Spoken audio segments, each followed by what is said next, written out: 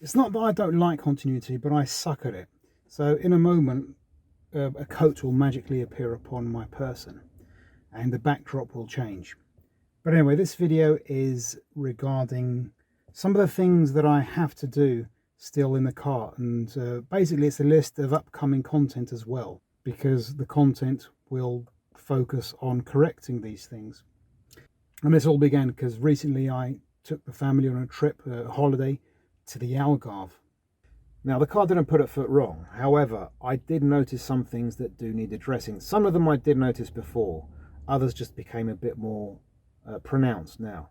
Now of course there was that fix I did on the windscreen, on all of the scuttle I should say. Yeah, there'll be a pop-out banner above, but I fixed that and it worked. I had to put an extra layer of silicone over the top to make it stick properly, but it worked. I really have to do something about that wing mirror, the passenger side wing mirror, and I'm not going to do it myself. My mechanic scolded me for not telling him about the radio, which I replaced. He said he could have got it cheaper for me. So I'm going to also see if he can source me a motor or whatever's needed for that wing mirror over there. As I've already mentioned, I've already got a hinge for that door, the rear door, and I'm going to need a hinge for the front door as well. And I'm probably going to see if he can source that and see how much it costs. Now I got a one from AliExpress for the previous car, for this door, the driver's door, and I actually did a video on that, but yeah, I'd like to try something else this time. Also, what needs addressing as well, the DRLs. I've already got some new bulbs here, and I'm going to replace them myself, I've decided. I've already seen videos of people going in via the bumper, and that just doesn't seem to me to be a good idea. And my mechanic said, no, you can do it without taking off the bumper easily, no problem.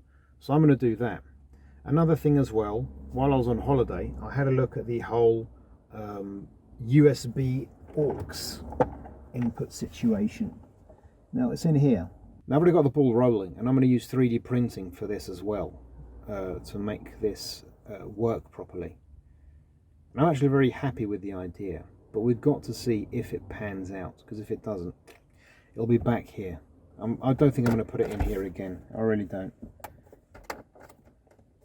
This is a silly place for a USB port, because you see this, you've got a USB drive that's sticking out. It has to be small, because if it's a larger one, let's say for example the one I've got here, let me replace one with the other. You can imagine if you put an object in and it hits this, you might cause some damage. So it's not a good idea to have it in a cubby hole where you're going to put objects and you might break this. I had to actually buy the shorter one specifically for this purpose, to put in my cubby hole so I wouldn't break it so easily. So yeah, I want to address this. I want to come up with a good solution that maybe other people can use as well, because that's half the point of this channel. Sorry. Also, I've already mentioned the clutch pedal squeaks. Now I've already, as I've mentioned in a previous video, that I slathered it with lubricant, both WD-40 and grease, and I think it's something's on the other side of the firewall, of the bulkhead. It's not on this side.